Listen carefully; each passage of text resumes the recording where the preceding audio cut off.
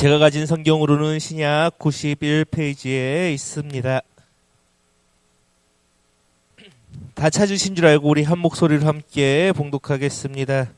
디베르 황제가 통치한 지 15해 곧 본디오 빌라도가 유대 총독으로 헤롯이 갈릴리의 분봉왕으로 그 동생 빌립이 이두레와 드라고닛 지방의 분봉왕으로 루사니아가 아빌레네의 분봉왕으로 안나스와 가야바가 대제사장으로 있을 때에 하나님의 말씀이 빈 들에서 사가랴의 아들 요한에게 임한지라.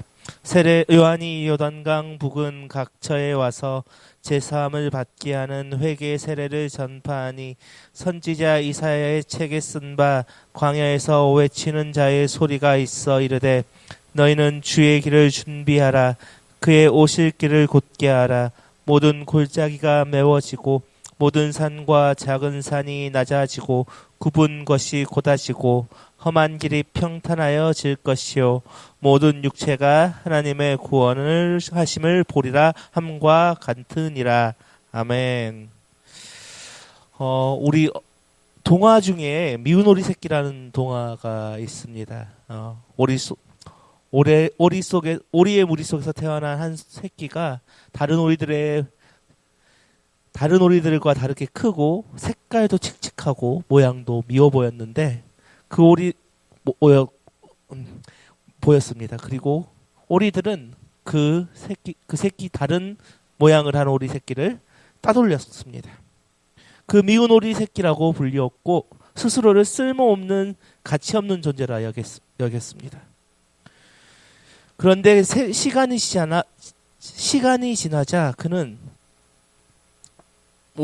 자신의 모습을 보고 깜짝 놀랍니다. 자신이 더 이상 볼품없는 새끼 오리가 아니라 고고하고 아름다운 백조로 변해 있는 것입니다. 그는 다른 오리들과 비교할 수 없는 우아한 자태로 천궁을 비상하게 되었습니다. 그는 미운 오리라는 옛 정체성을 완전히 벗어버리고 새 정체성을 입게 된 것입니다. 우리 역시 이 미운 오리 새끼와 같습니다. 우리는 세상의 잣대와 제 본성 때문에 스스로 가치 없는 옛사람으로 여기며 방황할 때가 있습니다. 그러나 세례 요한이 선포했던 회개의 세례와 예수 그리스도의 십자가는 우리를 그 옛 정체성에서 옛사람으로부터 해방시켜 주셨습니다. 우리는 이제 더 이상 죄에 속한 옛사람이 아닙니다. 우리는 그리스도의 세례를 통해 죄의 몸을 벗고 날마다 그리스도로 옷 입음으로써 하나님의 택하신 사랑받은 새 사람이 되었습니다. 이제 과거의 죄와 부끄러움에 갇히지 말고 하나님이 주신 새로운 신분과 새 사람이라는 정체성으로 살아야 한다는 것입니다. 미운 오리 새끼가 절망의 굴레를 벗고 백조로 비상했듯 누가가 기록한 바로 이 시기에 로마의 압제와 인간의 권력의 타락으로 어둠이 짙게 드려진 이 시대에 하나님께서 세례 요한을 통해 새로운 정체성을 선포하시는 생명의 구원 역사를 시작하고 계셨습니다. 오늘 본문을 기록한 누가는 당시 최고 권력자였던 로마 황제 디베르의 제2 연도를 정확하게 언급하며 그 해가 주 28년에서 29년경임을 밝히고 있습니다. 유대 지역을 로마 총독 본디오 빌라도가 직접 통치하였고 그 외의 지역은 분봉왕들이 직접 다스리고 있었습니다. 이 시기는 이스라엘에게 매우 암울한 시기였습니다. 로마의 압제가 계속되고 있었고 인간의 시간, 세상의 역사는 흘러가고 있었던 때입니다. 또 그 당시 유대 종교의 최고 지도자였던 대제사장의 직분은 로마에 의해 임명되고 해임되는 등 정치 권력에 의해 타락한 상태였습니다. 특히 안나스와 그의 사위 가야바는 그 종교 권력을 세습하며 영향력을 행사하고 있었습니다. 이처럼 정치와 종교가 부패하고 혼돈에 빠지는 이 어둠의 시기에 하나님의 놀라운 역사가 시작되었습니다. 누가는 이처럼 암울하고 절망적인 세상의 역사 속에서 하나님의 때가 임했다라고 기록하고 있습니다. 하나님은 부패한 권력의 중심이 아닌 광야라는 세상과 분리된 장소에서 마지막 선지자인 세례 요한을 부르심으로 메시아의 길을 예비하기 시작하셨다 말합니다. 이는 세상의 권력이나 종교적 기득권이 아니라 오직 하나님의 말씀만이 역사의 주관자이심을 강조하고 있습니다. 오늘 본문에서 세례 요한은 이 어두운 세상 속에서 구원의 영광을 보기 위해 세 가지를 선포하고 있습니다. 첫 번째는 하나님의 말씀과 하나님의 때에 응답해야 된다는 것입니다.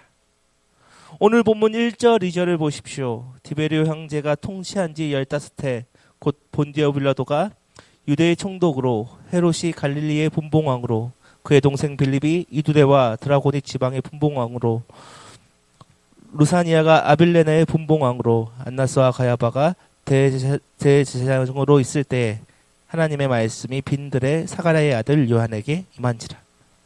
오늘 본문은 말합니다. 하나님의 말씀이 사가랴의 아들 요한에게 임했다.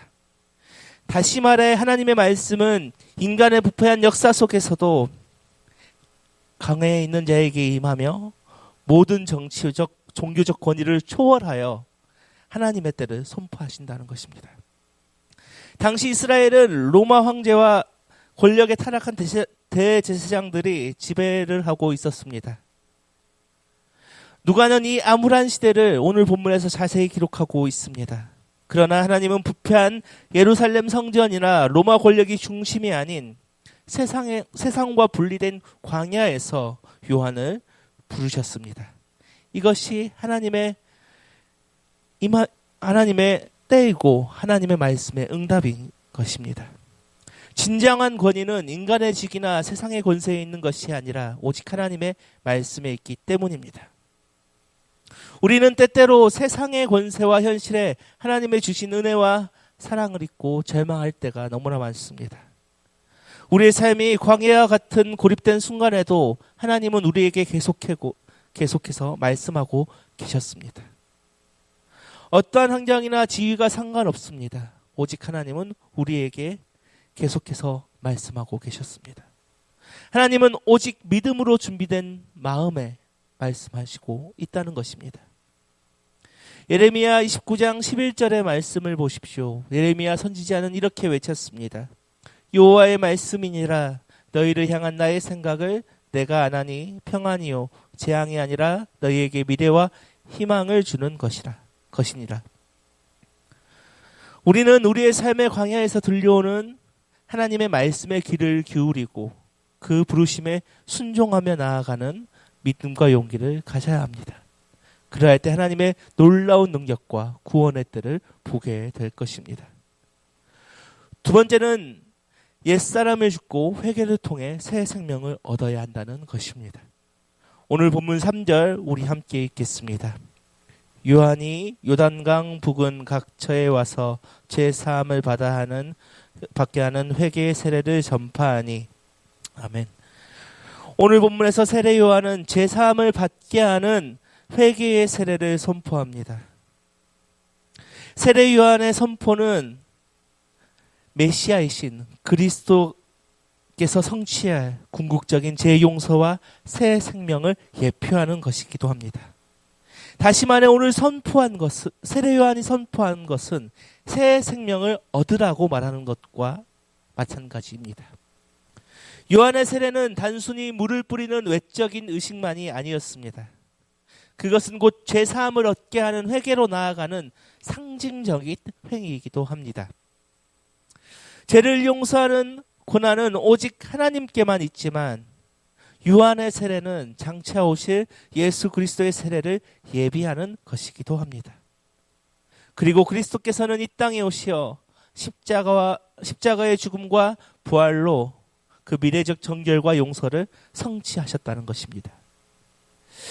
우리가 오늘 본문에서 믿음으로 바라보아야 할 것은 행위적 회개에서 머무르는 것이 아닙니다. 잘못을 떠나서 과거와 다른 사람으로 사는 도덕적 회개가 아닙니다. 근본적인 회개는 우리의 옛사람이 그리스도와 함께 죽고 그와 부활하여 그의 부활에 연합하여 새 생명을 얻는 그 근본적인 변화의 회개입니다. 바울은 새 생명을 얻는 회개를 이렇게 말했습니다. 로마서 6장 4절의 말씀입니다. 그러므로 우리가 그의 죽으심과 합하여 세례를 받음으로 그와 함께 장사되었나니 이는 아버지의 영광으로 말미암아 그리스도를 죽은 자 가운데서 살리심 같이 우리로 또한 새 생명 가운데서 행하게 하려 함이라. 우리는 그 날마다 그리스도의 세례를 기억해야 합니다. 우리 안에 제 본성인 옛사람을 그리스도와 함께 십자가에 못 박고 그리스도로 옷을 입어 새 생명 안에서 살아가야 합니다. 형식적인 종교 생활이 아닌 생명을 낳는 그 회개를 통해 그리스도와 연합함으로 새 생명을 얻어야 할 것입니다. 세 번째는 주님이 오실 길을 준비해야 된다는 것입니다. 우리 오늘 본문 4절, 5절을 함께 읽겠습니다. 선지자 이사야의 책에 쓴 바 광야에서 외치는 자의 소리가 있으러 이르되 너희는 주의 길을 준비하라. 그의 오실 길을 곧게 하라. 모든 골짜기가 메워지고 모든 산과 작은 산이 낮아지고 굽은 것이 곧아지고 험한 길이 평탄하여질 것이요. 아멘. 오늘 본문에서 세례 요한은 주의 길을 예비하고 그 길을 곧게 하라라고 말하고 있습니다. 이 주의 길을 곧게 하는 것은 인간의 죄성으로 인한 장애물을 제거하는 영적 건축입니다. 그렇다면 세례 요한은 오늘 본문에서 왜 이렇게 선포하고 있습니까? 오늘 본문 6절을 보십시오. 모든 육체가 하나님의 구원하심을 보리라 함과 같으니라.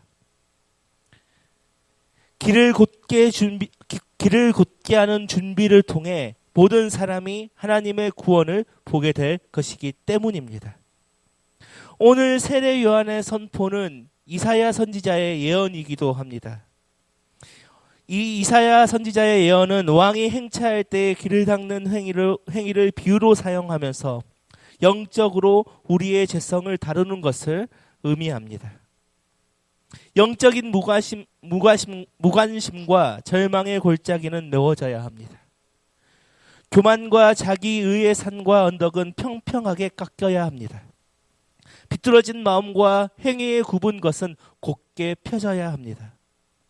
거칠고 조급한 성품의 험한 길은 평탄하게 다듬어져야 합니다. 요한의 회개 선포는 우리 안에 있는 이러한 죄의 장애물들을 제거하여 주님이 오실 길을 준비하는 것입니다. 궁극적으로 이 길의 목적은 우리가 읽은 6절에서 선언되는 것입니다. 모든 사람이 하나님의 구원을 보게 될 것이다. 이 구원은 예수 그리스도를 통해 만민에게 임할 구원이며 이방인을 포함한 모든 육체에게 전파될 하나님의 선물입니다. 그렇다면 우리 안에 그리스도의 복음이 온전하게 역사하기 위해 제거해야 할 영적인 장애물은 무엇입니까? 우리 안에 날마다 회개로 우리의 길을 곧게 할 때 비로소 우리와 우리 주변의 모든 사람이 하나님의 구원을 분명히 목격하게 될 것입니다.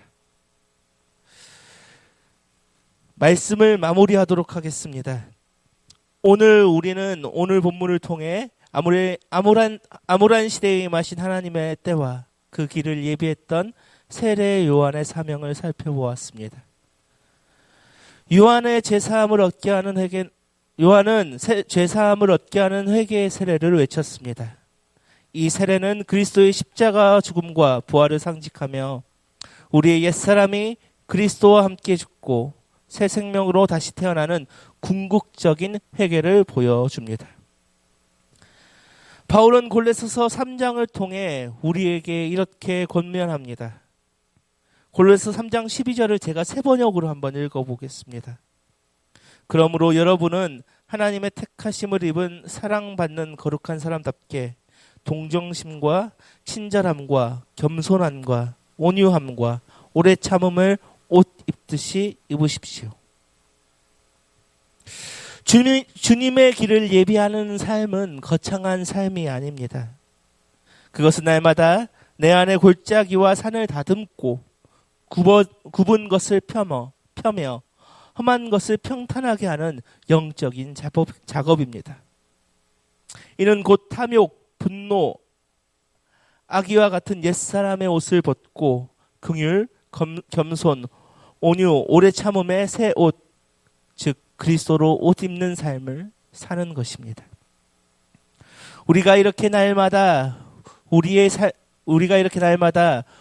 삶을 정결한 길로 만들 때 모든 사람이 우리를 통해 역사하시는 하나님의 구원을 보게 될 것입니다. 이 시간 옛사람을 벗고 그리스도로 옷 입어 모든 이가 구원을 보는 평탄한 길을 만드는 사명의 주인공 되시기를 주님의 이름으로 소망합니다. 이 시간 함께 찬양하겠습니다.